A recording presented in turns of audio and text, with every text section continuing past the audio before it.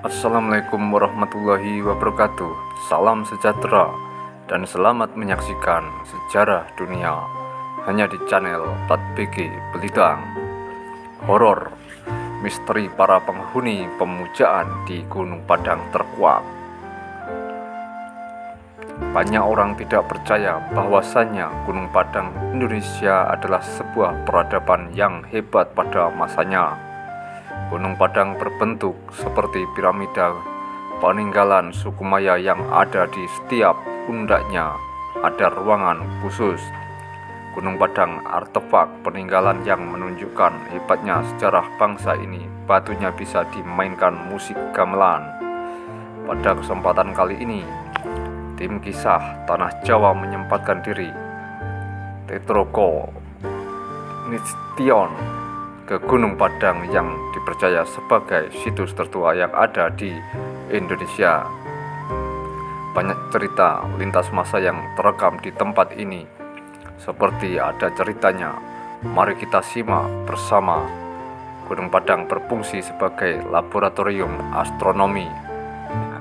Digunakan untuk menghitung satu putaran galaksi, kalender origom, atau pergerakan astronomi lainnya, sama persis dengan suku Maya, kata Om Hao dikutip kanal YouTube Kisah Tanah Jawa.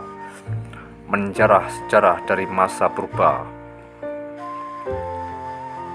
Gunung Padang menjadi bukti majunya peradaban leluhur Nusantara Gemah Ripah Loh Jinawi. Gunung Padang sebuah bukti artefak peradaban ilmu perbintangan baru ada sekitar 4.400 sampai 500 sebelum Masehi. Misteri Gunung Padang yang terkenal sangat menarik untuk dibahas. Awal Gunung Padang mulai dibuka dan ramai dikunjungi masyarakat luas mulai pada tahun 2000-an.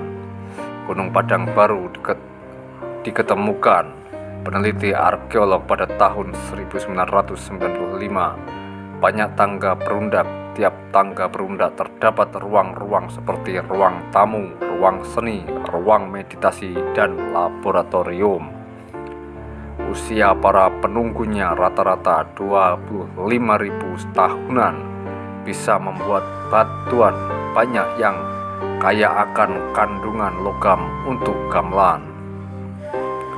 Gamelan biasanya digunakan untuk menyambut tamu, akan tetapi bukan tamu dari kerajaan sebelah. Misalnya Gunung Padang dekat dengan Gunung Agung, Pangrango. Dulunya pada masanya oleh masyarakat setempat dijadikan pusat pemujaan pada dewa matahari, yang kini menjadi ilmu astronomi, peradaban teknologi.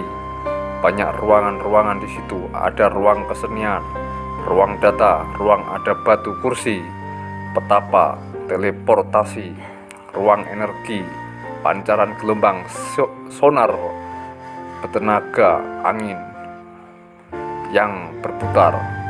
Kendaraan angin dijadikan kendaraan para petapa zaman dulu. Saya pernah kesini, emang takjub banget ketika lihat batu-batu besar dan panjang 1 meteran yang jika di logika muncul pertanyaan bagaimana cara membuatnya pada zaman dahulu. Katanya, dari info yang saya dapat dari juru kunci Gunung Padang, tempat ini sering dimanfaatkan untuk memanjatkan doa atau bersemedi. Ada juga yang datang ke sini untuk tujuan tertentu, entah itu pesugihan, kekuatan, kedudukan, dan lain-lain. Bahkan ada yang mengatakan artis atau tokoh terkemuka Indonesia banyak yang kesini untuk tujuan tertentu. Tadi meminta penglarisan dan jabatan, ucapnya. Itu banyak misteri di Gunung Padang.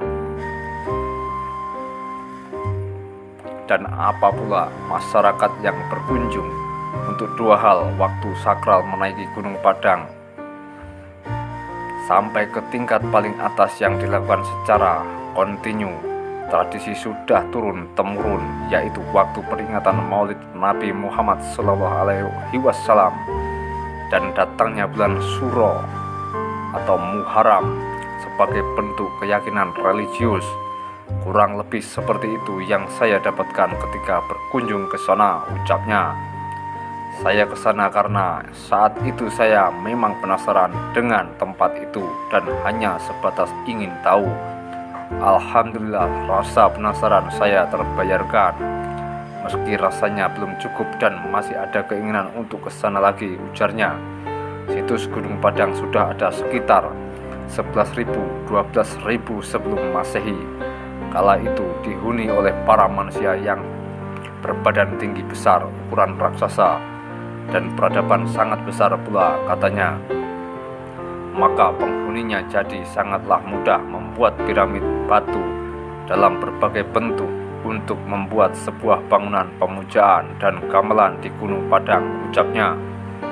Hanya saja bangunan dan para penghuninya tersebut berakhir setelah adanya gempa bumi dan tsunami maha dahsyat setinggi gunung akibat cincin api berevolusi, yaitu Gunung Toba Purba, Gunung Tambora Purba, Gunung Krakatau Purba meletus, ujarnya.